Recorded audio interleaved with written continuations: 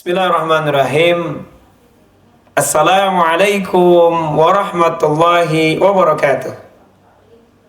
Alhamdulillahirabbil alamin. Asyhadu an la ilaha illallah wa asyhadu anna Muhammadar Rasulullah, amma ba'd. Pemirsa yang dirahmati Allah Subhanahu wa taala. Bersyukur kita kepada Allah Subhanahu wa taala. Shalawat kepada Nabi kita Kangjeng Nabi besar Muhammad sallallahu alaihi wasallam, kepada keluarganya, para sahabatnya, dan mudah-mudahan kita semua diakui sebagai umatnya mendapatkan syafaatul uzma di yaumil qiyamah. Amin Allah ya rabbal alamin. Pemirsa yang dirahmati Allah Subhanahu wa taala, kesempatan ini sama-sama kita ingin termotivasi dengan hadirnya bulan yang agung, bulan yang mulia, bulan suci Ramadan. Kita akan ambil beberapa kisah. Yang kisah ini yang insya Allah dapat menggugah kita, merubah kita. Biasanya Ramadan ini banyak hal-hal, aktivitas kita yang boleh jadi membuat kita tidak banyak yang ingin kita lakukan aktivitasnya. Namun mudah-mudahan kesempatan Ramadan kita gunakan dengan mengambil kisah, dengan mengambil manfaat, termotivasi kita dengan berbagai kisah yang insya Allah akan menggugah kita. 1000 kisah di bulan Ramadan kita menghadirkan bagaimana kisah-kisah para rasul, para nabi, para salafus soleh, para sahabat, para tabi'in, sehingga kita memahami sejarah dan juga bagaimana kita memahami perjalanan hidupnya, yang insya Allah kita padukan dengan kekinian saat ini.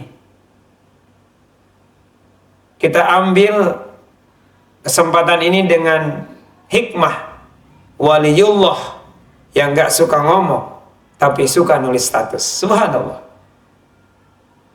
Insya Allah kisah ini akan memberikan gambaran kepada kita. Tentu timbul pertanyaan, adakah waliullah yang sudah bikin status? Subhanallah. Yuk kita sama-sama simak dan pahami isi kisahnya. Perjalanannya dimulai oleh Dzunun al-Misri ketika beliau melakukan perjalanan ke negeri Syam. Dzunun al-Misri radhiyallahu anhu ini dikejutkan ketika sampai di sebuah tempat di mana ada seorang pemuda yang sedang khusyuk sholat di bawah pohon. Kemudian Dzunun al-Misri menghampirinya, memberikan salam. Satu kali dia salam, belum dijawab. 2 kali dia salam, belum dijawab. Kemudian timbul pertanyaan, kenapa ini pemuda tersebut tidak mau menjawab salam? Tiba-tiba pemuda tersebut mengambil sebatang ranting dan dia menulis di atas tanah dengan lirik. Di atas tanah itu liriknya diartikan bahwa lidah ini tidak mau bicara karena sumber daripada segala bencana adalah ada di lidah. Dan ingatlah Allah Subhanahu wa taala, karena Allah yang memiliki, yang mengatur segala keadaan. Pujilah dia. Itulah lirik yang ditulis oleh pemuda yang ditanya oleh Dzunun al-Misri radhiyallahu anhu. Maka ketika Dzunun al-Misri melihat tulisan yang ada di tanah, Seketika itu dia menangis cukup lama. Karena tulisan tersebut mengingatkan dia. Lidah tidak mau bicara.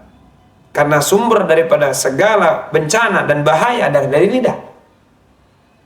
Maka pujilah Allah dari setiap keadaan. Allah yang maha tahu keadaan-keadaan yang telah diperbuat oleh kita. Maka cukup lama Zunnun al-Misri itu menangis. Kemudian dia melihat bahwa saking kekhawatirannya pemuda tersebut, ketika ucapannya menimbulkan bahaya, menimbulkan bencana, kemudian ketetapan Allah, pemuda tersebut meninggal karena saking khasyatillah, takut kepada Allah Subhanahu wa ta'ala. Pemirsa yang dirahmati Allah Subhanahu wa ta'ala, kemudian ketika pemuda tersebut meninggal, Zunnun al-Misri bermaksud untuk mengkafani, bermaksud untuk memandikan. Namun tiba-tiba ada suara yang didengar oleh Zunnun al-Misri. Biarkan pemuda tersebut, Allah telah membuat perjanjian dengannya bahwa dia akan diurus oleh malaikat. Subhanallah.